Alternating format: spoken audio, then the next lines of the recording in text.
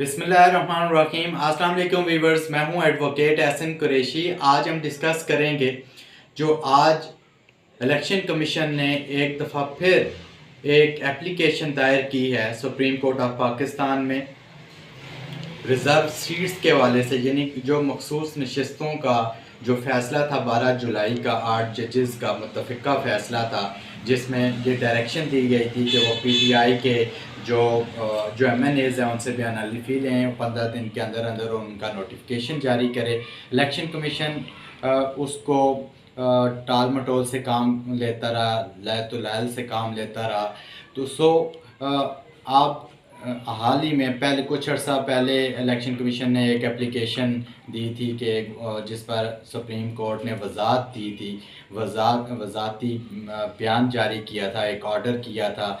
उसके बाद ये दोबारा उन्होंने आज जो एप्लीकेशन दी है, ये जो एप्लीकेशन है ये क्या एप्लीकेशन दी गई है, इस पर डिस्कस करने से पहले आपसे गुजारिश है, अगर आप मेरे चैनल पर नए हैं तो इस चैनल को सब्सक्राइब कर लें और इस वीडियो को ज़्यादा से ज़्यादा लोगों तक शेयर करें ताकि ये मालूमाती वीडियो ज़्यादा से ज़्यादा लोगों तक पहुँचाई जा सके।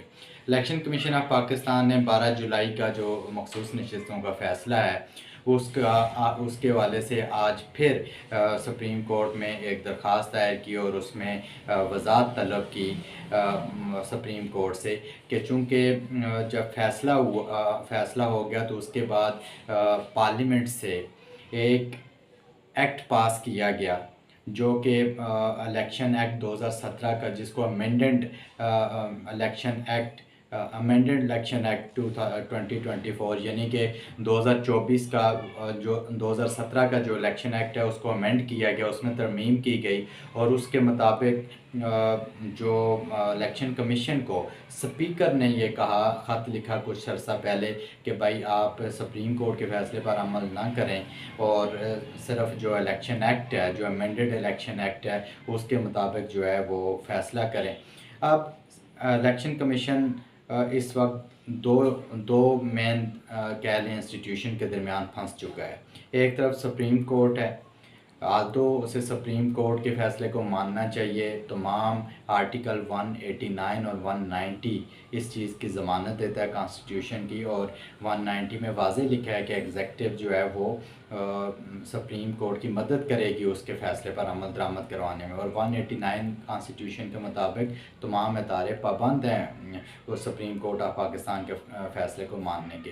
बट इलेक्शन कमीशन ने चूँकि ऐसा उस फैसले पर अमल दरामद करना नहीं है, लिहाजा उन्होंने एक एप्लीकेशन दे दी कि जी बताया जाए कि जो पार्लियामेंट, जब आप कहते हैं सुप्रीम अदारा है, तो पार्लियामेंट ने एक एक्ट पास कर दिया है और उस एक्ट का नफाज बैक डेट से किया गया है, तो उसके ऊपर जो है हम उस पर अमल करें या आपकी जजमेंट पर अमल करें। अगर कोई एक्ट है, अब चूँकि बज़ाहिर उस एक्ट को ऑलरेडी चैलेंज किया गया है, उसके हवाले से आगे समाअत होनी है, उस एक्ट को वो नल एंड वाइड डिक्लेयर किया जाता है या नहीं। बहरहाल ये एक कानूनी क्वेश्चन उन्होंने फिर अपने ऊपर से बॉल अपनी कोर्ट से सुप्रीम कोर्ट की कोर्ट में फेंक दी है। और अब सुप्रीम कोर्ट ने ये फ़ैसला करना है, और मेरा ख्याल है कि उस दिन जो वजाती बयान था सुप्रीम कोर्ट का, उसके बाद गुंजाइश नहीं बनती थी, दोबारा वहाँ जाने की अमल दरामद करना चाहिए था। और मेरा अपनी ज़ाती राय यही है कि सुप्रीम कोर्ट के इस फ़ैसले पर अमल दरामद होना चाहिए। और चूँकि वो एक्ट ऑलरेडी चैलेंज हो चुका है और वो साफ ज़ाहिर है वो बदनीति पर मबनी है, फ़ैसला होने के बाद सिर्फ उनको पीटीआई के मेंबर्स डिक्लेयर ना करना एमएनएज़ को, इस वजह से उन्होंने वो एक्ट पास किया। लिहाजा जो सुप्रीम कोर्ट ऑफ पाकिस्तान के फ़ैसले पर अमल दरामद होना चाहिए और सुप्रीम कोर्ट को इसको यकीनी बनाएगी। Thank you.